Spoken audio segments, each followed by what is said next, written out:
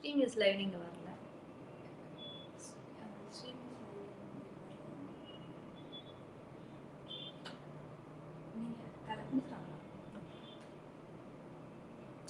Hello viewers, NEET exam இன்னும் 2 நாள்ல நடக்க போகுது. இந்த லாஸ்ட் மினிட்ல ப்ரிப்பரேஷன் இருக்கணுமா? அப்போ ப்ரிப்பரேஷன் கூடாது அப்படின்னா இந்த லாஸ்ட் 2 டேஸ் வந்து எப்படி யூஸ் பண்ணணும்? இப்போ ஹால் டிக்கெட் ரிலீஸ் பண்ணியிருக்காங்க. அதை டவுன்லோட் பண்ணதுக்கு அப்புறமா என்னென்ன விஷயங்களை கவனிக்கணும்? இதெல்லாம் பத்தின கைடன்ஸ் கொடுக்கறதுக்காக நீட் தேர்வு பயிற்சியாளர் திரு விக்னேஷ் நம்மோட இணைந்திருக்கார். வணக்கம் சார். நீட் எக்ஸாம் இன்னும் 2 டேஸ்ல நடக்க போகுது. ஸ்டூடெண்ட்ஸ் எல்லாம் கொஞ்சம் ஸ்ட்ரெஸ்ஃபுல்லா இருப்பாங்க. சோ எப்படி வந்து இந்த 2 டேஸ் வந்து அவங்க யூஸ் பண்ணணும்? வணக்கம் மேடம். வணக்கம் அனைவருக்கும் வணக்கம். கமிங் சண்டே அன்னைக்கு நீட் எக்ஸாம் எழுத போற எல்லா ஸ்டூடெண்ட்ஸ்க்கும் வாழ்த்துக்கள். All the best. நல்லா பண்ணுங்க. ஸோ ஃபர்ஸ்ட் நான் அட்மிட் கார்டு பத்தி சொல்லிடுறேன். ஸோ இப்பதான் ரீசெண்டா அட்மிட் கார்டு வந்து ரிலீஸ் பண்ணிருக்காங்க. நீங்க அட்மிட் கார்டுல என்னென்ன விஷயங்கள்லாம் ஃபர்ஸ்ட் பண்ணணும்? நீங்க நீட் அப்ளை பண்ணப்போ என்ன போட்டோ கொடுத்தீங்களோ அதே passport size photo and post card size photo ரெண்டுத்தையுமே நீங்க ஒட்டிடணும். சரிங்களா? எக்ஸாம் போகிறதுக்கு முன்னாடியே நீங்க 2 போட்டோவுமே ஒட்டிடணும். Passport size photo, post card size photo ரெண்டுமே அதுல பேஸ்ட் பண்ணிடுங்க. அது ஃபர்ஸ்ட் விஷயம். 2வது விஷயம் பாத்தீங்கன்னா உங்க லெஃப்ட் ஹேண்ட் தம்ப் இம்ப்ரெஷன், அதுவும் எக்ஸாம் போகிறதுக்கு முன்னாடியே அதுல எடுங்க வச்சிடணும். அது 2வது விஷயம், லெஃப்ட் ஹேண்ட் தம்ப் இம்ப்ரெஷன். 3வது விஷயம் நீங்க என்னன்னு பாத்தீங்கன்னா உங்களுடைய வேலிட் ஐடி ப்ரூஃப், உங்க ஆதார் ஐடி நீங்க எடுத்துக்கோங்க. அதை நீங்க எக்ஸாமுக்கு கொண்டு போகணும். ஸோ உங்க அட்மிட் கார்டுல passport size photo, post card size photo ஒட்டி இருக்கணும். லெஃப்ட் ஹேண்ட் தம்ப் இம்ப்ரெஷன் இருக்கணும். அண்ட் நீங்க உங்களுடைய ஆதார் ப்ரூஃப் நீங்க எடுத்துட்டு போற மாதிரி இருக்கும். சரிங்களா? இன்னொரு இடத்துல நீங்க சைன் பண்ற மாதிரி இருக்கும். அந்த சைன் நீங்க பாத்தீங்கன்னா இன்விஜிலேட்டரோட பிரசன்ஸ்ல தான் நீங்க போடணும். வீட்லயே அதை சைன் பண்ணிட்டு போகக்கூடாது. நீங்க அங்க போய் சைன் பண்ணிக்கலாம். எக்ஸாம் சென்டர்ல நீங்க போய் சைன் பண்ணிக்கலாம். ஸோ லாஸ்ட் மினிட்ல ஐயோ நம்ம என்னெல்லாம் பண்ணணும் அப்படிலாம் நீங்க பார்க்காம இப்பவே நீங்க பெஸ்டா உங்களுடைய அட்மிட் கார்டை டவுன்லோட் பண்ணி அதுல இருக்கிற பர்டிகுலர்ஸ் எல்லாம் ஒரு 1 டேக்கு முன்னாடியே கிளியரா பார்த்துட்டு நம்மளுடைய எக்ஸாம் சென்டர் எங்க இருக்கு, நம்ம வீட்டுல இருந்து அங்க போறதுக்கு எவ்வளவு டைம் ஆகும், சப்போஸ் ஏதாவது அன்பார்ச்சுனேட்டா டிராபிக் இல்ல ஏதாவது விஷயங்கள் நடந்தா கூட எவ்வளவு டைமுக்கு முன்னாடியே நம்ம போயிடணும். அவங்க சொல்ற ரிப்போர்ட்டிங் டைமுக்கு 1 மணி நேரத்துக்கு முன்னாடியே போற மாதிரி ஹால் டிக்கெட் சம்பந்தப்பட்ட விஷயம் எல்லாத்தையும் பக்காவா ரெடி பண்ணிக்கோங்க. ஹால் டிக்கெட் பிரிண்ட் எடுக்கிறதுல இருந்து அதுல ஒட்டுற விஷயத்துல இருந்து பர்டிகுலர்ஸ்ல இருந்து என்னென்ன ஐடி ப்ரூஃப் உங்களுக்கு தேவை அப்படின்றதுல இருந்து எல்லாத்தையும் கிளியரா நீங்க ரெடி பண்ணிட்டீங்கன்னா கடைசி நிமிஷம் போறப்போ அந்த அவசரத்துல ஏதோ நீங்க மிஸ் பண்ணாம போக முடியும். உங்களாலையும் கொஞ்சம் ரிலாக்ஸ்டா எக்ஸாம் போய் எழுத முடியும். ஸோ ஹால் டிக்கெட்டை ஃபர்ஸ்ட் கிளியரா ரெடி பண்ணிக்கோங்க. முக்கியமா ஹால் டிக்கெட் ரெடி பண்றது அப்படின்றது போக ப்ரிப்பரேஷன் அப்படின்றது எப்போதுமே நம்ம பசங்களுக்கு ஒரு பழக்கம் இருக்கும். நான் உட்பட எக்ஸாமுக்கு லாஸ்ட் மினிட்ல போய் அந்த புக்ஸ்ல இருக்கிறத படிச்சது ஞாபகம் இருக்கா இல்லையா, முன்னாடி படிச்சது ஞாபகம் இருக்கா இல்லையா அப்படின்னு ரொம்ப ஒரு பெரிய ஸ்ட்ரெஸ்ஸுக்கு ஆவாங்க. பட் அப்படி இல்லாம இந்த 2 டேஸை வந்து எப்படி யூட்டிலைஸ் பண்ணணும் சார்? ஸோ இப்போ வந்து ஹால் டிக்கெட் பத்தி நான் ஃபுல்லா சொல்லிட்டேன். அடுத்தது உங்களுடைய ப்ரிப்பரேஷன். எல்லாருமே நீங்க பாத்தீங்கன்னா ஒரு 2 நாள்ல எவ்வளவு விஷயத்த நம்மளால படிச்சு முடிக்கவே முடியாதோ அந்த விஷயத்த பிளான் பண்ணுவாங்க. அதுதான் ஃபர்ஸ்ட் விஷயம். ரைட்? சோ அந்த விஷயத்த தயவு செய்து பிளான் பண்ணாதீங்க. ஃபீஸிபிளா ஒரு விஷயத்த பிளான் பண்ணுங்க. ரூல் நம்பர் 1, தயவு செஞ்சு புதுசா எதுவுமே படிக்காதீங்க. நீங்க புதுசா ஒரு விஷயத்த படிச்சு அதை பிராக்டிஸ் பண்ணி அது சண்டே எக்ஸாம்ல அப்ளை பண்ணி அதை நீங்க வந்து ரீப்ரொடியூஸ் பண்றது ரொம்ப கஷ்டம். சோ அப்படி நீங்க பண்ணணும்னு நினைக்கிறப்போ முன்னாடி படிச்ச விஷயங்களும் மறந்து போகிறதுக்கான வாய்ப்பு இருக்கு, இன்சபிஷியன்ட் ரிவிஷன் இருக்கிறதுனால. சோ ரூல் நம்பர் 1, நீங்க தயவு செஞ்சு புதுசா எதுவுமே படிக்க வேண்டாம். ரூல் நம்பர் 2, நல்லா ரிவைஸ் பண்ணுங்க. ஆல்ரெடி படிச்ச விஷயத்த நல்லா ரிவைஸ் பண்ணுங்க. ரூல் நம்பர் 3, உங்களால நல்லா பண்ண முடியும்னு சொல்லிட்டு உங்க மேல செல்ஃப் கான்பிடன்ஸ் வைங்க. ஐயோ எக்ஸாம்பிள்ல போய் எனக்கு இந்த ஃபார்முலா மறந்துருச்சுன்னா என்ன பண்றது, what if this happens, what if that happens அப்படின்னு சொல்லிட்டு மாத்தி யோசிச்சுட்டு இருக்காதீங்க. MS தோனி ஒரு விஷயம் சொல்லுவாரு, focus on the process not on the result அப்படின்னு சொல்லிட்டு. அதே தான் நானும் சொல்லுவேன். உங்களுடைய ப்ராசஸ்ல மட்டும் ஃபோக்கஸ் பண்ணுங்க. நம்ம ரிவைஸ் பண்ணணும், நம்ம இதை போய் எப்படி அங்க எக்ஸிக்யூட் பண்ணணும், உங்க ப்ராக்டிஸ் செஷன்ல ஃபோக்கஸ் பண்ணுங்க, உங்க ரிவிஷன்ல ஃபோக்கஸ் பண்ணுங்க. ரிசல்ட்ஸ் பத்தி ரொம்ப ஓவர் திங்க் பண்ணாதீங்க. காமனா மைண்ட் இருந்தாலே சந்தோஷமா எழுத முடியும். ரூல் நம்பர் 1, புதுசா எந்த விஷயத்தையும் படிக்காதீங்க. ரூல் நம்பர் 2, நல்லா ரிவைஸ் பண்ணுங்க இந்த 2 டேஸ். அண்ட் ரூல் நம்பர் 3, உங்க மேல ஃபுல் கான்பிடன்ஸ் இருக்கணும். உங்களுக்கு உங்க ப்ராசஸ் மேல ஃபுல் கான்பிடன்ஸ் வைங்க. நான் ரிவைஸ் பண்ணிருக்கேன், நான் படிச்சிருக்கேன், நான் நல்லா பண்ணுவேன், என்னால முடியும், I will do it, I can do it அப்படின்னு சொல்லிட்டு பாசிட்டிவ் ஃப்ரேம் ஆஃப் மைண்ட்ல எக்ஸாம் போறதுக்கு முயற்சி பண்ணுங்க. யாரையும் கம்பேர் பண்ணிக்க வேண்டாம் நான் சொல்லுவேன். ஓகே, நீங்க போன் மூலமா உங்க ஃப்ரெண்டை கான்டாக்ட் பண்ணி நீ எவ்வளவு படிச்சிருக்க, இது படிச்சு அது படிச்சேன்னு சொல்றப்போ நம்மளுக்கு ஒரு கம்பேரிசன் டாக் வந்து அப்ப நம்ம தான் சரியா படிக்கலையோன்னு சொல்லிட்டு நமக்கு தேவையில்லாம ஒரு மன ரீதியா பாதிக்கப்படுவோம். அந்த மாதிரிலாம் இல்லாம முடிஞ்ச வரைக்கும் கான்வர்சேஷன்ஸ் அவாய்ட் பண்ணிட்டு உங்க மேல ஃபுல் கான்பிடன்ஸா எனர்ஜெட்டிக்கா ஒரு புத்துணர்ச்சி அந்த எக்ஸாம போங்க. இது ஒரு எக்ஸாமா மட்டும் பாருங்க, அவ்வளவுதான். நீட் தான் நம்ம லைஃபே, நீட்ல வந்தாதான் நம்மளுக்கு அடுத்த ஃபியூச்சர் இருக்கு அப்படின்னு யாருமே நினைக்க வேண்டாம். ஓகே, நீட் இதுவும் ஒரு எக்ஸாம் தான். உங்க பெஸ்ட் நீங்க கொடுக்க போறீங்க. ஹாப்பியா எக்ஸாம் போயிட்டு நீங்க நல்லா எடுத்துவீங்க அப்படின்னு நம்பிக்கையோட போங்க, எக்ஸாம் நல்லா இருக்கும். ஓகே, இப்போ நீட் எக்ஸாம்க்கு போகணும்னா அதுக்கான ட்ரெஸ்ஸிங் அப்படின்னா ஒரு நீட் ட்ரெஸ்ஸிங் அப்படின்ற ஒரு விஷயமாவே அதை செய்ய வேண்டியதா இருக்கு. ஏன்னா நிறைய ரூல்ஸ் அண்ட் ரெகுலேஷன்ஸ் வந்து ஃபாலோ பண்றாங்க. சோ என்னென்ன விஷயங்களை வந்து அவங்க ஃபாலோ பண்ண வேண்டி இருக்கு சார்? இது ரொம்ப சூப்பரான கேள்வி மேடம் நீங்க கேட்டது. ஏன்னா நிறைய பேருக்கு இந்த கன்ஃபியூஷன் இருக்கு, இந்த ட்ரெஸ் போடலாமா அந்த ட்ரெஸ் போடலாமான்னு. நான் ரொம்ப சிம்பிளா சொல்றேன், ட்ரெஸ் கோட் அடுத்ததா மேடம் கரெக்டா கேட்டாங்க. சோ ஃபர்ஸ்ட் நான் கேர்ள்ஸ்க்கு சொல்லிடுறேன். கேர்ள்ஸ்க்கு நீங்க பாத்தீங்கன்னா எந்த விதமான ஃபேன்சி ஆர்னமெண்ட்ஸும் போட்டுக்க வேண்டாம். ஜுவல்லரிஸ் அண்ட் ஆர்னமெண்ட்ஸை அவாய்ட் பண்ணிக்கோங்க, நம்பர் 1.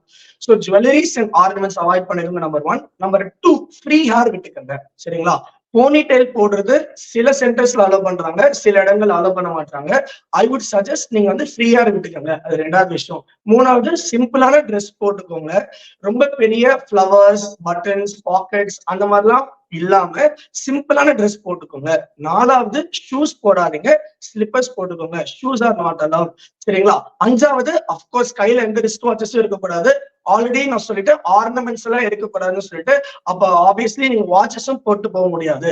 ஸோ சிம்பிளா சொல்லணும்னா நீங்க வந்து எந்த ஆர்னமெண்ட்ஸும் இல்லாம சிம்பிளான ட்ரெஸ் வித் ஸ்லிப்பர்ஸ் போட்டீங்கன்னா பெஸ்ட் கேர்ள்ஸுக்கு, சரிங்களா? நீங்க இந்த மாதிரி ப்ரிப்பேர்டா போயிட்டீங்கன்னா அங்க போயிட்டு அவங்க வந்து இல்லைங்க இது அலௌடு இல்ல, நீங்க இது ரிமூவ் பண்ணணும், அதை ரிமூவ் பண்ணணும், இதை போய் மாத்திடுவாங்க, அது போய் மாத்திடுவாங்க, அந்த செக்கிங் ரூம் போங்கன்னு சொல்லிட்டு உங்களை அந்த லாஸ்ட் மினிட்ல உங்களுக்கு பதட்டல வரதை நீங்க அவாய்ட் பண்ணிக்கலாம், கேர்ள்ஸ் எல்லாரும். பாய்ஸ்க்கு பாத்தீங்கன்னா ரொம்ப சிம்பிள், நீங்க வந்து ஃபுல் ஹேண்ட் போடக்கூடாது, சரிங்களா? நீங்க வந்து ஹாஃப் ஸ்லீவ்ஸ் தான் போடணும். ஹாஃப் ஸ்லீவ்ஸ் போடுற மாதிரி simple shirt and pant without shoes. Shoes போடக்கூடாது, நீங்க ஸ்லிப்பர்ஸ் போட்டுக்கலாம். அகைன் நீங்களும் ரிஸ்ட் வாட்சஸ் போடக்கூடாது, அது அலௌட் இல்ல. சிம்பிளான ட்ரெஸ் ஹாஃப் ஸ்லீவ்ஸ்ல போட்டு போங்க, ஸ்லிப்பர்ஸோட போங்க, எந்த பிரச்சனையும் இல்ல. நீங்க டிரான்ஸ்பரண்ட் வாட்டர் பாட்டில் கேரி பண்ணிக்கோங்க, நான் அட்வைஸ் பண்ணுவேன் எல்லாருக்குமே. ஏன்னு கேட்டீங்கன்னா அங்க தண்ணி தருவாங்க, பட் ஆனா நீங்க வந்து எவ்ரி டைம் நீங்க கேட்டுட்டு இருக்கிற மாதிரி இருக்கும். மேபி 1 or 2 ஃப்ளோர்ஸ்ல அது அவைலபிளா இல்லாம இருக்கும், இட் டிபெண்ட்ஸ், சரிங்களா?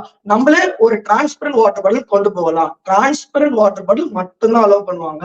அதுல நிறைய டெக்கரேஷன்ஸ், ஃபேன்சி, உள்ள தெரியாத மாதிரி மெட்டல் கைண்ட் ஆஃப் திங் அதெல்லாம் அலோவ் பண்ண மாட்டாங்க. டிரான்ஸ்பரண்ட் வாட்டர் பாட்டில் அலோவ் பண்ணுவாங்க, நீங்க எடுத்துட்டு போகலாம். ஓ, பாடத்திட்டத்துல சில சேஞ்சஸ் இருக்கு அப்படின்றத விஷயங்கள் வந்து முன்னாடியே சொல்லப்பட்டது. அந்த சேஞ்சஸ் வந்து எல்லாரும் அதை பத்தின அவேரா இருக்காங்களா? கொஸ்டின் பேட்டர்ன் வந்து ஏதாவது இப்போ ப்ரீவியஸ் இயர் கொஸ்டின் பேப்பர்ஸை வச்சு ஸ்டூடெண்ட்ஸ் ரெடியா இருப்பாங்க. இப்போ அந்த பேட்டர்ன்ல இருந்து இந்த முறை அது சேஞ்ச் ஆயிருக்குமா? அது என்னென்ன சேஞ்சஸ் இருக்கு? இப்போ இந்த வருஷம் பேட்டர்ன் அப்படின்ற விஷயம் மாறாது. பேட்டர்ன்னா லாஸ்ட் இயர் எந்த மாதிரி அவங்க எக்ஸாம் எழுதினாங்களோ அதே மாதிரி தான் இருக்கும். அதாவது பிசிக்ஸ், கெமிஸ்ட்ரி, பாட்னி, ஜுவாலஜி அப்படிங்கிற 4 சப்ஜெக்ட் இருக்கும். ஒவ்வொரு சப்ஜெக்ட்லயும் செக்ஷன் ஏ, செக்ஷன் பி இருக்கும். செக்ஷன் ஏல பாத்தீங்கன்னா 35 கேள்வி இருக்கும். நீங்க 35 கேள்விக்கும் அட்டெண்ட் பண்ணணும், உங்களுக்கு சாய்ஸ் எல்லாம் கிடையாது. செக்ஷன் பில 15 கேள்வி இருக்கும், நீங்க 10 கேள்வி அட்டெண்ட் பண்ணா போதும். ஸோ உங்களுக்கு 5 கொஸ்டின்ஸ் அங்க சாய்ஸ் இருக்கு.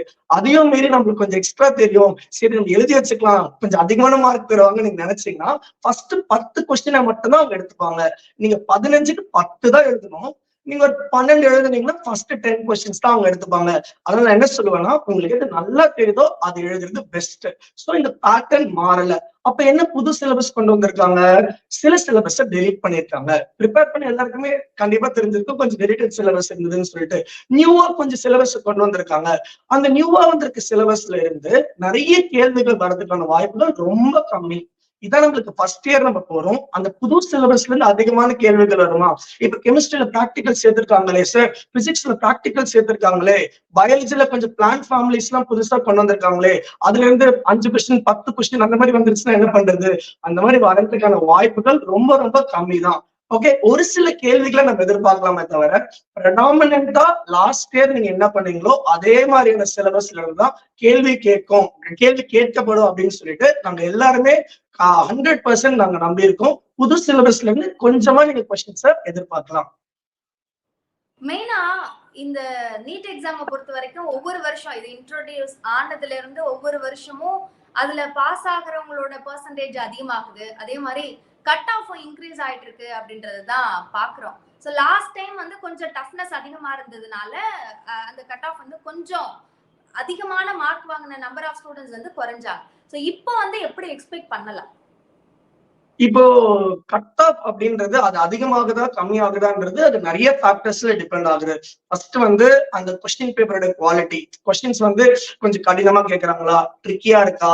இப்ப நீங்க பாத்தீங்கன்னா மேடம் 2023 2022 ஸ்டேட்மெண்ட் பேஸ்ட் கொஸ்டின்ஸ் அதிகமா கேட்டிருக்காங்க. பயாலஜில புது புது மாடல் கொஸ்டின்ஸ் கேட்கறாங்க. அசர்ஷன் ரீசன் அப்படின்னு ஒரு கொஸ்டின் சொல்றோம், ஸ்டேட்மெண்ட் ஒன் கொஸ்டின் சொல்றோம். இந்த மாதிரி நிறைய ஸ்டேட்மெண்ட் டைப் ஆஃப் கொஸ்டின்ஸ் கேட்கிறப்போ ஸ்டூடெண்ட்ஸ் வந்து நிறைய டைம் அவங்க கன்சியூம் ஆயிடுது. அப்போ மற்ற கொஸ்டின்ஸ் பாக்குறதுக்கான சான்சஸ் வந்து அவங்களுக்கு கொஞ்சம் கொஞ்சமா குறையுது. கடகடன்னு அவங்க பண்ற மாதிரி இருக்கு, நல்ல பிராக்டிஸோட பண்ற மாதிரி இருக்கு. சோ அவங்க கொஸ்டின் பேப்பரை கொஞ்சம் சேலஞ்சிங்கா கொண்டு போறாங்க. சோ அது ஃபர்ஸ்ட் ஃபேக்டர், கொஸ்டின் பேப்பரோட குவாலிட்டி. ரெண்டாவது மத்தவங்களோட ரிலேட்டிவ் பெர்ஃபார்மன்ஸ். ஸ்டூடெண்ட்ஸ் ஓவரால் எப்படி பெர்ஃபார்ம் பண்றாங்க அப்படின்றது ரெண்டாவது பாயிண்ட். அண்ட் மூணாவது பாயிண்ட் ரிப்பீட்டர்ஸ். ஏன்னா இப்ப வந்து கிளாஸ் 12th முடிச்சுட்டு எழுதுறவங்க இப்பதான் போர்டு எக்ஸாம் முடிச்சிருப்பாங்க. அவங்களுக்கான ப்ரிப்பரேஷன் டைம் போர்டு எக்ஸாம் கழிச்சு ரொம்ப கம்மியான டைம் தான் இருந்திருக்கும். ஒரு மாச அளவுல தான் கேப் இருந்திருக்கும். ஆனா ரிப்பீட்டர்ஸ் வந்து இதுக்காகவே உட்கார்ந்து அவங்க வருஷக்கணக்கா ப்ரிப்பேர் பண்ணி எழுதுறாங்க. ஒரு ஃபுல் வருஷமோ இல்ல 2 வருஷமோ பிரேக் எடுத்து எழுதுறாங்கன்னு சொல்றப்போ இவங்களால பெட்டரா பர்ஃபார்ம் பண்ண முடியுது. அப்ப என்ன ஆகுதுன்னா ஓரளவுக்கு கட் ஆஃப் அதிகமாகுது. நாங்க என்ன எதிர்பார்க்கிறோம்னா இந்த வருஷம் லாஸ்ட் இயர்ல இருந்து கட் ஆஃபோட டிவியேஷன் மேசிவா இருக்காது அப்படின்னு எதிர்பார்க்கிறோம். சோ கட் ஆஃப் வந்து கொஞ்சம் பிளஸ் ஆர் மைனஸ்ல தான் இருக்கும். அது நம்மளால ஷுவரா சொல்ல முடியாது. ஏன்னா கொஸ்டின் பேப்பரோட குவாலிட்டியை பொறுத்து தான் இருக்கு. கொஸ்டின் பேப்பர் கொஞ்சம் நாமினலி ஈஸியா இருந்தா நம்ம கண்டிப்பா டெஃபினட்டா கட் ஆஃப் அதிகமாகும்னு எதிர்பார்க்கலாம். இல்ல கொஸ்டின் பேப்பர் கொஞ்சம் மாடரேட்லி டிஃபிகல்ட்டா இருந்ததுன்னா லாஸ்ட் இயரோட கட் ஆஃபே இருக்கலாம், இல்ல plus or minus few marks தான் மாறும் அப்படின்ற மாதிரி எதிர்பார்க்கிற மாதிரி இந்த வருஷம். ஓகே, இப்போ சப்ஜெக்ட் வைஸ் போனோம் அப்படின்னா ஃபர்ஸ்ட் பிசிக்ஸ் எடுத்துக்கலாம். பிசிக்ஸ்ல வந்து ஸ்டூடெண்ட்ஸ் டஃப்பா நினைக்கிற விஷயங்கள் அதை எப்படி வந்து ஈஸியா அவங்க அதுக்கான ப்ரிப்பரேஷன் அல்லது இப்போ ப்ரிப்பேர் பண்ண முடியாது, பட் சில விஷயங்கள் சில ட்ரிக்கை வந்து அவங்க மனசுல வச்சுக்கலாம் அப்படின்னா அது என்ன?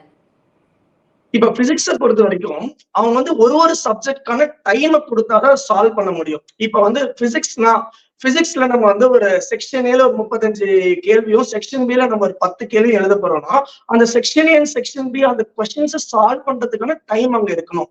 நம்ம ஸ்டார்டிங்ல பயாலஜில நிறைய டைம் கொடுத்துட்டு, கெமிஸ்ட்ரிக்கு நிறைய டைம் கொடுத்துட்டு, கடைசியா பரபரப்பா கடைசி 1/2 மணி நேரம் தான் இருக்கு, கடைசி 40 நிமிஷம் தான் இருக்கு, அதுக்குள்ள ஃபுல் பிசிக்ஸ் சால்வ் பண்ணணும்னு வரப்போ நம்மளுக்கு தெரிஞ்ச கொஸ்டின் கூட தெரியாம போயிடும். சோ இது all it comes to this point, அதாவது டைம் மேனேஜ்மெண்ட். பிசிக்ஸ்க்கு என்ன பொறுத்த வரைக்கும் 1 மணி நேரம் சாலிடா வச்சிடணும். நம்மளுடைய 3 hours and 20 minutesல அட்லீஸ்ட் 1 hour சாலிடா பிசிக்ஸ் வச்சிடணும். ஏன்னா அதுலதான் ஃபுல்லா சால்விங் இருக்கு. சோ சால்விங் இருக்கிறப்போ 1 மணி நேரம் நம்ம கையில இருந்ததுன்னா நம்ம கொஞ்சம் அந்த கொஸ்டின்ஸ் எல்லாம் ரிலாக்ஸ்டா போடலாம். பிசிக்ஸை பொறுத்த வரைக்கும் இப்ப மேடம் கேட்டாங்களே அந்த மாதிரி செக்ஷன் ஏ செக்ஷன் பி 2 இருக்கு. பொதுவா நீங்க பாத்தீங்கன்னா செக்ஷன் ஏவோட கேள்விகள் கொஞ்சம் எளிதா இருக்கும், ஈஸியா சால்வ் பண்ற மாதிரி இருக்கும், ஒரு 2 ஸ்டெப்ல ஆன்சர் வர மாதிரி இருக்கும். செக்ஷன் பியோட கேள்விகள் அதை விட கொஞ்சம் ரிலேட்டிவ்லி டிஃபிகல்ட்டா இருக்கும். ஏன்னா அவங்களுக்கு தான் கொஞ்சம் சாய்ஸஸ் இருக்கு இல்லையா, அவங்க என்ன பண்றாங்க கொஞ்சம் கேள்வியை லிட்டில் பிட் ட்ரிக்கி ஆக்குறாங்க செக்ஷன் பில. சோ அப்ப நம்ம என்ன பண்ணணும் அப்படின்னு கேட்டீங்கன்னா ஃபர்ஸ்ட் செக்ஷன் ஏ கேள்விகளை அட்டென்ட் பண்ணிக்க ட்ரை பண்ணணும். ஏன்னா செக்ஷன் ஏ கேள்வி நம்ம போட ஆன்சர்ஸ் கரெக்டா வந்துச்சுன்னு வச்சுக்கோங்களேன், நம்மளுக்கு சரியான ஹாப்பினஸ் வந்துடும், நல்ல கான்பிடன்ஸ் வந்துடும். பரவாயில்ல நம்ம பண்ணிடலாம், அடுத்து என்னென்ன கொஸ்டின்ஸ் வந்தாலும் நம்ம பண்ணலாம்னு நல்ல கான்பிடன்ஸ் வரும். சோ நான் எப்பவுமே ஃபர்ஸ்ட் செக்ஷன் ஏவை தான் போட சொல்லுவேன். செக்ஷன் ஏவை போடலாம் பிசிக்ஸ்ல, அதுக்கப்புறமா செக்ஷன் பிஏ போடலாம். பிசிக்ஸ்ல பொறுத்த வரைக்கும் ஃபார்முலாவை கரெக்டா அப்ளை பண்ணுங்க. என்ன கொஸ்டின் கேட்கறாங்கன்னு பாருங்க, ஃபார்முலாவை கரெக்டா அப்ளை பண்ணுங்க. கரெக்டான ஃபார்முலாவை அப்ளை பண்ணி ப்ராப்பரா சால்வ் பண்ணி ஆன்சரை டிக் பண்ணுங்க. அண்ட் இன்னொரு முக்கியமான விஷயம் என்னன்னா பிசிக்ஸ் பத்தி சொல்லிட்டு இருக்கேன், ஃபார்முலா கரெக்டா போடணும். ரெண்டாவது விஷயம் ரேஷியோ பேஸ்டு கொஸ்டின்ஸ் நிறைய கேட்கறாங்க. ரேஷியோ 1:2 2:1 நீங்க ஒரு கொஸ்டின் பாக்குறீங்க 9:4 இருக்கு 4:9 இருக்கு அப்படின்னா ஜஸ்ட் நியூமரேட்டர் டினாமினேட்டர் தான் மாறுது. அதெல்லாம் 2 டைம்ஸ் கண்டிப்பா செக் பண்ணணும். சில நேரங்கள்ல வந்து நீங்க சால்வ் பண்ணிருப்பீங்க, அங்க 4:9 வந்திருக்கும், ஒரு கிராஸ் மல்டிப்ளைல சின்ன தப்பு பண்ணிருப்பீங்க, 9:4 போட்டிருப்பீங்க. அதனால நம்மளுக்கு வந்து நெகட்டிவ் மார்க்ஸ் வேற ஆயிடும். ஸோ பிசிக்ஸை பொறுத்த வரைக்கும் ரேஷியோல ரொம்ப கேர்ஃபுல்லா இருக்கணும். ரெண்டாவது விஷயம், வேற பிசிக்ஸை பொறுத்த வரைக்கும் நீங்க பாத்தீங்கன்னா ஏதாவது கொஸ்டின் உங்களுக்கு சால்வ் பண்ண தெரியல அப்படின்னா டைமென்ஷன்ஸ் யூஸ் பண்ணலாம். நீங்க டைமென்ஷன்ஸ் யூஸ் பண்ணி அதுக்கான ஆன்சர் வருதா அப்படின்றத நீங்க பார்க்கலாம். டைமென்ஷன்ஸ்ன்ற ட்ரிக் வந்து 11ஆம் வகுப்பு பாடத்திட்டத்துல நீங்க பாத்தீங்கன்னா ஃபர்ஸ்ட் லெசன்ல இருக்கு. அந்த டைமென்ஷன்ஸ் யூஸ் பண்ணி எல்லா கொஸ்டின்ஸும் போட முடியாது, பட் ஒரு 2-3 கொஸ்டின் எக்ஸ்ட்ராவா போடலாம். ஓகே, அது 3வது விஷயம். 4வது விஷயம், நீங்க கொஸ்டினை நல்லா படிச்சு புரிஞ்சுக்கோங்க. அந்த கொஸ்டின்ல ஏதாவது ட்ராப் இருக்கா, நம்மளுக்கு என்ன கேட்க வராங்க, ஏதாவது ட்ராப் நம்மளுக்கு வச்சிருக்காங்களா அப்படின்னு சொல்லிட்டு கொஸ்டின் நல்லா புரிஞ்சுக்கிட்டு அண்டர்ஸ்டாண்ட் பண்ணிட்டு போடுறது ரொம்ப ரொம்ப நல்லது. அண்ட் ஃபுல்லா சால்வ் பண்ணுங்க, ரொம்ப அப்ராக்சிமேட் பண்ணாதீங்க. ஆப்ஷன்ஸ் கிட்டக்க இருக்கிறப்போ ஒரு ஆப்ஷன் 1.5, ஒரு ஆப்ஷன் 1.7 அப்படி இருக்கிறப்போ நானே ஸ்டூடெண்ட்ஸ் பயிற்சி பண்றப்ப பார்ப்பேன். ஸ்டூடெண்ட்ஸ் வந்து ஒரு மல்டிபிளிகேஷன் இதுவாதான் இருக்கும் அப்படின்னு போடுவாங்க. அது வந்து ரொம்ப தப்பு. ஏன்னு கேட்டீங்கன்னா, நீங்க ரொம்ப கிட்ட ஆப்ஷன்ஸ் இருக்கிறப்போ நீங்க சரியா அக்யூரேட்டா சால்வ் பண்ணலன்னு வச்சுக்கோங்களேன், ஆன்சர் தப்பாயிடும். சோ ஆப்ஷன்ஸ் கிட்ட இருக்கிறப்போ அக்யூரேட்டா சால்வ் பண்ண ட்ரை பண்ணுங்க. ஈஸியா தான் இருக்கும். ஃபர்ஸ்ட் செக்ஷனே முடிங்க, அப்புறம் செக்ஷன் பி போங்க. டைமென்ஷன்ஸ் யூஸ் பண்ண முடியுமான்னு பாருங்க. ஃபார்முலாவை கரெக்டா அப்ளை பண்ணுங்க. கொஸ்டினை ஒழுங்கா படிங்க, என்ன கேட்க வராங்கன்னு ஒழுங்கா படிங்க. அண்ட் இன்னொரு லாஸ்ட் விஷயம், ஸ்டூடெண்ட்ஸ்க்குலாம் இருக்கிற பெரிய பேர், கொஸ்டின் கொஞ்சம் பெருசா இருந்தாலே ஐயோ நம்மளுக்கு இந்த கொஸ்டினே வராதரா அப்படின்னு நம்மளே முடிவு பண்றது. நான் உங்ககிட்ட கேட்கிறேன், சரிங்களா, ஒரு விடுகதை உங்களுக்கு, சரிங்களா. இப்ப வந்து நான் மேடம் கிட்ட கூட கேட்கிறேன், மேடம் உங்களுக்கு ஒரு விடுகதை இருக்கு, நான் உங்களுக்கு ஒரு க்ளூ தரேன், ஒரு க்ளூ கொடுத்து நீங்க அதுக்கு ஆன்சர் பண்றது ஈஸியா, இல்ல உங்களுக்கு 5 க்ளூ கொடுத்து ஆன்சர் பண்றது ஈஸியா மேடம், நீங்களே சொல்லுங்க. 5 கண்டிப்பா 5 க்ளூ தானே. அதே மாதிரிதான் மேடம். பெரிய கேள்வியா இருந்தது அப்படின்னா நிறைய க்ளூஸ் நம்மளுக்கு கொடுத்துருக்காங்கன்னு எடுத்துக்கோங்க. அப்ப நமக்கு நிறைய க்ளூஸ் தராங்க, அப்ப ஈஸியா தான் இருக்கும் அப்படின்னு நீங்க எடுத்துக்கோங்க. சோ கொஸ்டின் கொஞ்சம் பெருசா இருந்ததுன்னா உடனே ஒரு பேனிக் ஆயிடுறது, பயமாயிடுறது, அதெல்லாம் அவாய்ட் பண்ணிக்கோங்க. இதெல்லாம் நீங்க பண்ணீங்கன்னா பிசிக்ஸ்ல ரிலாக்ஸ்டா சால்வ் பண்ணலாம், நல்ல ஸ்கோர் பண்ணலாம். ரிலேட்டிவ்லி கடைசி 2 வருஷமும் பிசிக்ஸ் ஈஸியா தான் இருந்திருக்கு. 2022லயும் ஈஸியா இருந்திருக்கு, 2023லயும் ஈஸியா தான் இருந்திருக்கு. பிசிக்ஸ் ஈஸியான சப்ஜெக்ட் தான், கொஞ்சம் அக்யூரேட்டா சால்வ் பண்ணணும். ஓகே, நெக்ஸ்ட் கெமிஸ்ட்ரி எடுத்துக்கிட்டோம்னா அதுக்கான ட்ரிக்ஸ் என்னன்னு? கெமிஸ்ட்ரி நீங்க பாத்தீங்கன்னா பிசிக்ஸ் மாதிரியே செக்ஷன் ஏ முடிச்சுட்டு செக்ஷன் பி போகலாம். அகைன் கெமிஸ்ட்ரியிலும் நீங்க பாத்தீங்கன்னா செக்ஷன் பில இருக்கிற கொஸ்டின் ரிலேட்டிவ்லி டஃபா கேட்கறாங்க. அகைன் அங்க ஆப்ஷன்ஸ் நம்மளுக்கு 5 சாய்ஸஸ் இருக்கிறதுனால என்ன பண்றாங்க, ஸ்டேட்மெண்ட் பேஸ்டா கேட்கறாங்க. செக்ஷன் பில நிறைய ஸ்டேட்மெண்ட்ஸ் கொடுத்து, இல்ல ஒரு 4-5 ஸ்டேட்மெண்ட்டை கொடுத்து அதுல எதெல்லாம் கரெக்டா இருக்கும், எதெல்லாம் தப்பா இருக்கும் அப்படின்ற மாதிரி கேட்கறாங்க. எக்ஸப்ஷனல் ரியாக்ஷன்ஸ், இந்த ரியாக்ஷன்ஸ்ல நம்ம ஒரு எக்ஸெப்ஷன் எதிர்பார்ப்போம், அந்த மாதிரி விஷயங்கள் எல்லாம் செக்ஷன் பில கேட்கறாங்க. சோ கெமிஸ்ட்ரியை பொறுத்த வரைக்கும் நான் என்ன சொல்லுவேன்னா, நம்பர் 1, நீங்க இன்ஆர்கானிக் கெமிஸ்ட்ரி கொஸ்டின் சால்வ் பண்றீங்கன்னா உங்க மெமரியை மட்டும் நம்புங்க. ஏன்னா அது ஃபுல்லா ஃபேக்ட் பேஸ்ட், சரிங்களா. உங்களுக்கு ஃபர்ஸ்ட் என்ன விஷயம் நீங்க படிச்சு கிளியரா படிச்சு புரிஞ்சு இதுதான் நினைக்கிறீங்களோ அதை போடுங்க. இதுவா இருக்குமா, அதுவா இருக்குமா, அதுவா இருக்குமா, இதுவா இருக்குமா நினைச்சிட்டு இருந்தீங்கன்னா இன்ஆர்கானிக் கெமிஸ்ட்ரி தப்பாயிடும். சோ கொஸ்டினை கிளியரா படிங்க. ஃபர்ஸ்ட் தாட்ல நல்லா யோசிச்சு உங்களுக்கு என்ன வருதோ நீங்க நம்பிக்கையா போடுங்க, கான்பிடண்டா போடுங்க. இன்ஆர்கானிக் கெமிஸ்ட்ரி நிறைய ஃபேக்ட் பேஸ்டா தான் இருக்கும். ரெண்டாவது, ஆர்கானிக் கெமிஸ்ட்ரி சால்வ் பண்றப்போ தயவு செஞ்சு அதுல ஏதாவது எக்ஸெப்ஷன்ஸ் இருக்கான்னு பாருங்க. நம்ம ஜென்ரலா யோசிச்சா ஒரு ஆன்சர் வரும். ஜென்ரலா யோசிச்சா இந்த காம்பவுண்டுக்கு தான் அசிடிக் ஸ்ட்ரென்த் அதிகமா இருக்கு அப்படின்ற மாதிரி வந்துடும். அப்ப நம்மளும் என்ன பண்ணுவோம்னா, ஓகே அதான் அசிடிக் ஸ்ட்ரென்த் அதிகமா இருக்குன்னு போடுறோம்.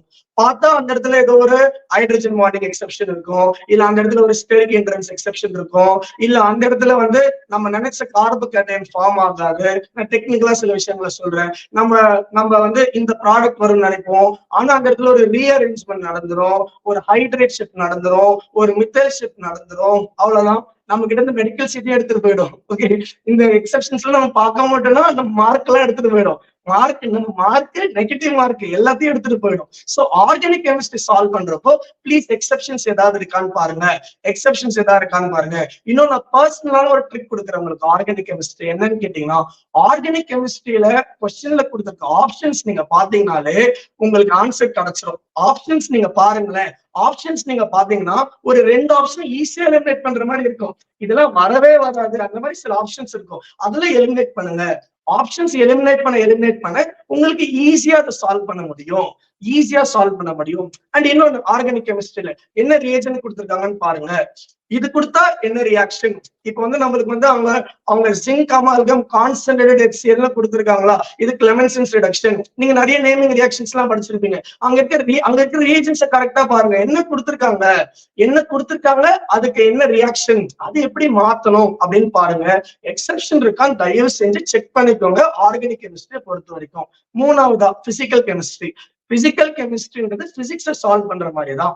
சோ ஃபுல்லா உங்களுக்கு நியூமெரிக்கலா இருக்கும். ஃபார்முலாவை போடுங்க, ஆன்சர் டக்குன்னு வந்துடும். பிசிக்ஸ் அளவுக்கு கஷ்டப்படவே வேண்டாம். கெமிஸ்ட்ரி பொறுத்த வரைக்கும் ஈஸியா வந்துடும், 2 ஸ்டெப்ல ஆன்சர் வந்துடும். பிசிக்ஸ்க்காவது கொஞ்சம் போட்டு அக்யூரேட்டா சால்வ் பண்ணிலாம் வர மாதிரி இருக்கும். கெமிஸ்ட்ரி கொஞ்சம் ஈஸியா தான் இருக்கும். என்ன ஃபார்முலான்றத போட்டாவே நம்மளுக்கு ஆன்சர் கிடைச்சிடும். சோ அண்ட் பிசிக்கல் கெமிஸ்ட்ரியில ரொம்ப எக்ஸெப்ஷன்ஸ் அந்த மாதிரி ரொம்ப இருக்காது. நம்ம ஃபார்முலா போட்டாலே நமக்கு ஆன்சர் வந்துடும். 3 பார்ட் ஆஃப் கெமிஸ்ட்ரியும் கான்பிடென்டா சால்வ் பண்ணுங்க. அண்ட் கெமிஸ்ட்ரியில மேத்ஸ் த ஃபாலோயிங் இப்ப கேட்கறாங்க. லாஸ்ட் இயர் கூட செக்ஷன் B ல வந்தது. மேத்ஸ் த ஃபாலோயிங் ஒரு 4 விஷயத்தை நீங்க வந்து மேட்ச் பண்ணணும்னா, ஃபர்ஸ்ட் விஷயத்த மேட்ச் பண்ண உடனேவே இதான் ஆன்சர் அப்படின்னு போயிடாதீங்க. சரி, நீங்க ஒரு விஷயத்த மேட்ச் பண்றீங்க, அது கரெக்டா இருக்குன்னு சொல்லிட்டு அதான் ஆன்சர்னு போட்டுறாதீங்க. அது கரெக்டா இருக்கட்டும். பட் மத்த 3 விஷயத்தையும் ஒரு வாட்டி கண்டிப்பா செக் பண்ணுங்க. மேபி நீங்க அந்த ஒரு விஷயத்த தப்பா பார்த்திருக்கலாம். அப்ப என்ன ஆகும், உங்களுக்கு மொத்த ஆன்சர் தப்பாயிடும். சோ மேத்ஸ் ஃபாலோயிங்ல எந்த சப்ஜெக்டா இருந்தாலும் சரி, பயாலஜியா இருந்தாலும் சரி, ஒரே ஒரு விஷயம் கரெக்டா இருந்தா உடனே ஃபைனல் ஆன்சர் போறத அவாய்ட் பண்ணிக்கிட்டு, அந்த விஷயம் கரெக்டா சந்தோஷம் ஆன்சர் வந்துருச்சு, மிச்சமா கரெக்டா இருக்கான்னு கொஞ்சம் செக் பண்ணிக்கிறது என்னைக்குமே ரொம்ப நல்லது. கெமிஸ்ட்ரி ஓவராலா நான் சொன்ன விதத்துல நீங்க அணுகுனீங்கன்னா நல்ல மார்க் உங்களுக்கு கெமிஸ்ட்ரியில வாங்க முடியும். ஓகே, அடுத்தது வந்து ரொம்ப முக்கியமான subject biology. Large number of questions இருக்கக்கூடியதும் அதுதான், நிறைய போர்ஷன்ஸ் இருக்கக்கூடிய சப்ஜெக்ட்டும் அதுதான். அது கொஞ்சம் கம்பேரபிளி பிசிக்ஸ் கெமிஸ்ட்ரியை விட ஈஸியா இருக்குமா அல்லது கொஞ்சம் ட்ரிக்கியா இருக்குமா? அதாவது மேடம், பயாலஜி ஈஸியா இருந்தாலும் ட்ரிக்கியா இருந்தாலும் நம்ம பசங்களுக்கு பயாலஜி தான் பிடிக்கும். என்னனாலும் பயாலஜி தான் பிடிக்கும். 3 சப்ஜெக்ட்ல நீங்க தூங்கிட்டு இருக்க நீட் ஆஸ்பெக்ட் எழுதி கேட்டாலும் தம்பி உனக்கு என்ன சப்ஜெக்ட் பிடிக்கும்னு கேட்டா பயாலஜி தான் சொல்லுவாங்க. ஏன்னா பயாலஜி ஒரு ரொம்ப தியரி ஓரியன்டட் சப்ஜெக்ட், ஜாலியா படிக்கலாம். புக்ல இருக்கிற விஷயம் அப்படியே வரும், ரொம்ப அப்ளை பண்ணணும்னு அவசியம் இல்லை. சோ என்ன பொறுத்த வரைக்கும் ஹானஸ்டா நானும் ஒத்துக்கிறேன், 3 சப்ஜெக்ட்ல பயாலஜி ரிலேட்டிவ்லி ஈஸி தான். ஆனா அது ஈஸின்றதுனால நம்ம கிராண்டடா எடுத்துக்க கூடாது. ஏன்னு கேட்டீங்கன்னா, இப்பெல்லாம் பயாலஜில ஸ்டேட்மெண்ட்ஸ் கேட்கறாங்க பாருங்க. நல்லா NCERT லைன்ல நுணுக்கமா கொஸ்டின்ஸ் கேட்க ஆரம்பிச்சுட்டாங்க பயாலஜில. 2022 கழிச்சு நீங்க கேட்ட கொஸ்டின் 2022 எடுத்து பாருங்க, 2023 எடுத்து பாருங்க, ஸ்டேட்மெண்ட்ஸ் ஜாஸ்தியா இருக்கு, அசர்ஷன் ரீசன் அதிகமா இருக்கு. Okay, and match the following கூட பரவாயில்ல, but assertion reason statement based questions அதிகமானதுனால NCERT புத்தகத்தோடைய தரோ நாலேஜ் யாருக்கு இருக்கோ அவங்களாலதான் அக்யூரேட்டா போட முடியும். சோ பயாலஜிக்கு என்னென்ன டிப்ஸ் நம்ம பார்க்கலாம். ஃபர்ஸ்ட் பயாலஜில ஃபர்ஸ்ட் என்னன்னா, ஃபர்ஸ்ட் பயாலஜில ஸ்டார்ட் பண்ணுங்க. நீங்க உங்களுக்கு பிசிக்ஸ் தான் நல்லா வரும்னா கூட I would suggest please start with biology.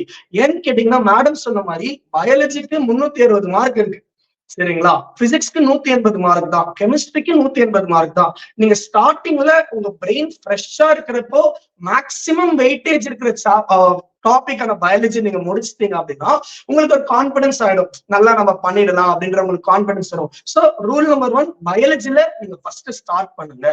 Rule number 2 என்னன்னு கேட்டீங்கன்னா, பயாலஜியை பொறுத்த வரைக்கும் அகைன் செக்ஷன் A முடிச்சுட்டு செக்ஷன் B போங்க. பயாலஜிலையும் செக்ஷன் A ரிலேட்டிவ்லி ஈஸியா இருக்கும். நிறைய கேள்வி டைரக்ட் MCQஸா கேட்கறாங்க செக்ஷன் A ல. செக்ஷன் A லயே கொஞ்சம் ஸ்டேட்மெண்ட்ஸும் இருக்கு, ஆனா செக்ஷன் B ல அதிகமான ஸ்டேட்மெண்ட்ஸ் இருக்கு. சோ செக்ஷன் A முடிங்க, கொஞ்சம் சால்வ் பண்ண கொஞ்சம் கான்பிடன்ஸ் வரும், பண்ணிடலாம் பாதி டாக்டர் ஆயிட்டோம், இன்னும் கொஞ்சம் தான் அப்படிங்கிற கான்பிடன்ஸ் வரும். அப்புறம் நீங்க கொஞ்சமா நீங்க வந்து அப்படியே செக்ஷன் B-க்கு மூவ் ஆயிக்கலாம். செக்ஷன் A முடிச்சுட்டு செக்ஷன் B-க்கு போங்க. அது 2வது விஷயம். 3வது விஷயம் நல்லா கேட்டுக்கோங்க எல்லாரும், உங்களுக்கு நான் சூப்பரான ஒரு விஷயம் சொல்றேன். ஸ்டேட்மெண்ட்ஸ் தரப்போ எத்தனை கரெக்டான ஸ்டேட்மெண்ட் கேட்டிருக்காங்களா இல்ல எத்தனை இன்கரெக்டான ஸ்டேட்மெண்ட் கேட்டிருக்காங்களா தயவு செஞ்சு 2 வாட்டி படிச்சுக்கோங்க, சரிங்களா?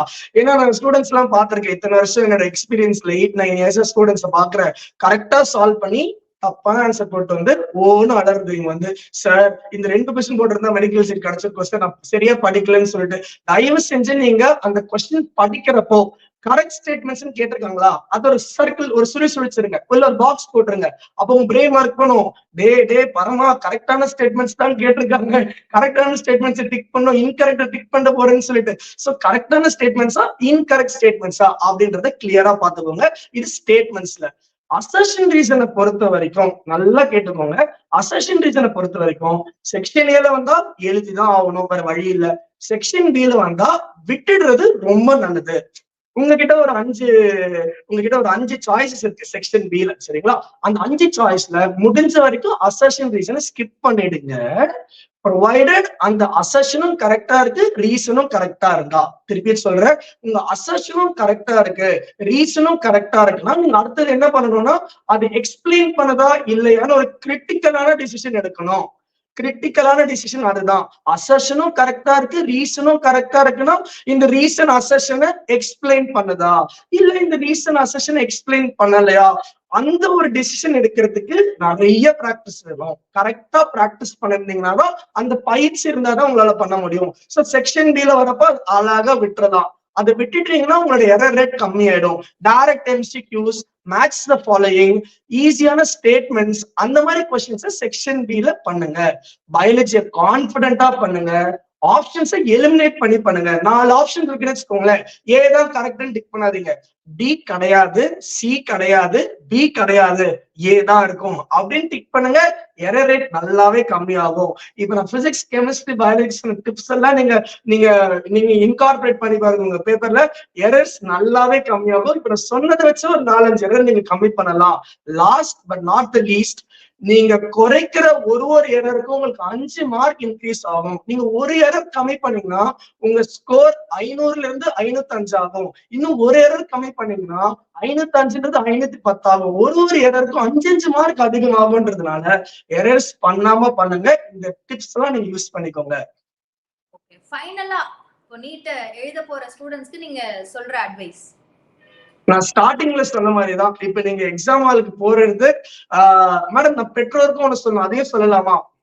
சொல்லுங்க தாராளமா. அதாவது இப்ப நம்ம நீட் எக்ஸாமுக்கு போறப்போ ஃபர்ஸ்ட் நான் பேரண்ட்ஸ்க்கு சொல்ற இந்த லாஸ்ட் மினிட் அட்வைஸ் என்னன்னா, ஸ்டூடெண்ட்ஸ் மேல பியர் பிரஷரை ரொம்ப திணிக்க வேண்டாம் அப்படின்றது ஃபர்ஸ்ட் விஷயம். அந்த பியர் பிரஷர் பாசிட்டிவ் ஆஸ்பெக்ட்லயும் இருக்கக்கூடாது, நெகட்டிவ் ஆஸ்பெக்ட்லயும் இருக்கக்கூடாது. சோ இந்த ஃபீல்டுல இவ்வளவு வருஷமா இருந்து நான் சொல்றேன், பாசிட்டிவ் அண்ட் நெகட்டிவ்னா என்னது? நெகட்டிவா இருக்கிறப்போ அவங்கள கடுமையா திட்டுறது, நீ வாங்கியே ஆகணும் அந்த மாதிரி ஒரு ப்ரெஷர் கொடுக்கறது, நீ வாங்கலைன்னா நம்ம ரிலேட்டிவ் சைட்ல என்ன ஆகும், நாங்க இப்படிலாம் சொல்லி வச்சிருக்கோம், அப்படிலாம் சொல்லி வச்சிருக்கோம், இவங்க எதிர்பார்க்கறாங்க அவங்க எதிர்பார்க்கறாங்க அப்படின்னு கொடுக்கறது நெகட்டிவ் ப்ரெஷர். பாசிட்டிவ் ப்ரெஷர் சில பேரண்ட்ஸ் என்ன எடுத்துக்கிறாங்க அப்படின்னு கேட்டீங்கன்னா, என் பொண்ணை பத்தி எனக்கு தெரியும், என் பையனை பத்தி எனக்கு தெரியும், அவன் எப்படியோ வாங்கிடுவா, அவங்களுடைய ப்ராக்ரஸ் எப்படி இருக்கு, அவங்களால எந்த அளவுக்கு அச்சீவ் பண்ண முடியும், அவங்களை எவ்வளவு மோட்டிவேட் பண்ணி எவ்வளவு கொண்டு வர முடியும்னு யோசிக்காம அன்ரியலிஸ்டிக்கான ஒரு எக்ஸ்பெக்டேஷனை அவங்க மேல போடுறது, அன்பின் பேர்ல போடுறதுதான் பாசிட்டிவ் சைடுல நீங்க கொடுக்குற ப்ரெஷர். அதுவுமே அவங்களுக்கு ரொம்ப கஷ்டத்தை கொடுக்கும். என்ன ஆகணும், ஐயோ நம்ம பேரண்ட்ஸ் நம்மள இப்படி நினைச்சிருக்காங்களே, நம்ம அம்மா நம்ம மேல இவ்வளவு கான்பிடன்ஸ் வச்சிருக்காங்களே, நம்ம இவ்வளவு அண்டர் பெர்ஃபார்ம் பண்ணிட்டு இருக்கோமே, மார்க் எக்ஸாம்ஸ்ல மார்க் இவ்வளவு கம்மியா இருக்கே இப்படின்னு சொல்லிட்டு குழந்தைகளுக்குள்ள வெளியில சொல்ல முடியாத கவலைகளும் கஷ்டங்களும் நிறைய இருக்கு. சிம்பிளா பேரண்ட்ஸ்க்கு சொல்றேன், உங்க குழந்தை ஆல்ரெடி நிறைய ப்ரெஷர்ல இருக்காங்க, இதுதான் உண்மை. ஓகே, ஒரு நீட் எக்ஸாம் அவங்க எழுத போறாங்க அப்படின்றப்போ அவங்களுக்குள்ளேயே ஆல்ரெடி நிறைய ப்ரெஷர் இருக்கு. நீங்க அவங்களை காம் டவுன் பண்ணுங்க, பாசிட்டிவா பேசுங்க, நியூட்ரலா பேசுங்க. அவங்க கிட்ட சொல்லுங்க, உன் பெஸ்ட் கொடுமா, உனக்காக எக்ஸாம் எழுது, இவங்க என்ன நினைப்பாங்க அவங்க என்ன நினைப்பாங்க நீ தயவு செய்து நினைக்காத, உன் பெஸ்ட கொடு, உன்னால பண்ண முடியும்.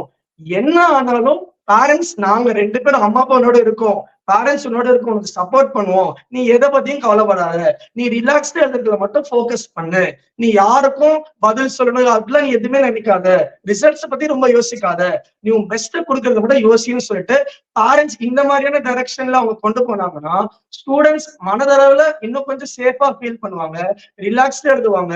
அண்ட் எக்ஸாம் முடிச்சதுக்கு அப்புறம் அது என்ன ரிசல்ட்டா இருந்தாலும் அது ஏத்துக்கிற மனப்பக்குவம் கண்டிப்பா ஸ்டூடெண்ட் கிட்ட இருக்கும். அப்ப என்ன ஆகும் அப்படின்னு கேட்டீங்கன்னா, நம்ம ஓவரால் தமிழ்நாட்டிலேயே பேரண்ட்ஸோடைய மோட்டிவ் இந்த மாதிரி இந்த டைரக்ஷன்ல போச்சுன்னா ஸ்டூடெண்ட்ஸ் வந்து மனசுடைந்து போறதோ தவறான ஒரு முடிவு எடுக்கிறதோ நம்மளால கண்டிப்பா ப்ரிவென்ட் பண்ண முடியும். டீச்சர்ஸும் பேரண்ட்ஸும் சேர்ந்து நம்ம இந்த மாதிரியான ஒரு விஷயத்தை தான் நம்ம இந்த மாதிரியான டைரக்ஷன்ல தான் பசங்களை கொண்டு போகணும். அதிக அளவிலான ப்ரெஷர், நம்ம கிட்ட இருக்க பர்சனல் திங், நம்ம ஃபேமிலி ப்ரெஷர் அவங்க கிட்ட போடாம நம்ம இப்படி கொண்டு போகலாம். இது பேரண்ட்ஸ்க்கு. ஸ்டூடெண்ட்ஸை பொறுத்த வரைக்கும் நீங்க தான் பெஸ்ட் அப்படின்னு நினைச்சுக்கோங்க. நம்ம தான் பெஸ்ட்னு சொல்லிக்கோங்க. உங்க பெஸ்ட்டை கொடுக்க போறேன்னு சொல்லிட்டு பாசிட்டிவா போங்க. யார் எவ்வளவு மார்க் எடுப்பா, கட் ஆஃப் எவ்வளவு ஆகும், என் ரிசல்ட் எப்படி வர போகுது, எனக்கு ஃபார்முலா ஞாபகம் இருக்குமா, பிசிக்ஸ் எப்படி இருக்க போகுது, பயாலஜி எப்படி இருக்க போகுது, எனக்கு எக்ஸாம்ல எனக்கு மறந்துருச்சுன்னா எதுவுமே நீங்க கவலைப்படாதீங்க. Just believe in your self. நான் நல்லா படிச்சிருக்கேன், நான் ப்ராசஸ் நல்லா பண்ணிருக்கேன், நான் எனக்கு ஹாப்பியா இருக்கேன், I am proud of myself, எனக்கு என் மேல நம்பிக்கை இருக்கு, நான் நல்லா எழுதுவேன், நான் படிச்சதெல்லாம் வரும், என்னால பண்ண முடியும், I am capable of doing it, நான் வந்து கண்டிப்பா இது நல்ல ஒரு சூப்பரான பாசிட்டிவான ஒரு ரிசல்ட் கொண்டு வர அளவுக்கு என்னால பண்ண முடியும், எஸ் எனக்கு எல்லா பாசிட்டிவ் வைப்ஸும் இருக்குன்னு சொல்லிட்டு ஹாப்பியா எழுதுங்க. ரொம்ப குழப்பிக்காம சூப்பரா போய் எழுதிடுவாங்க. நல்ல ரிசல்ட் வரும். All the best.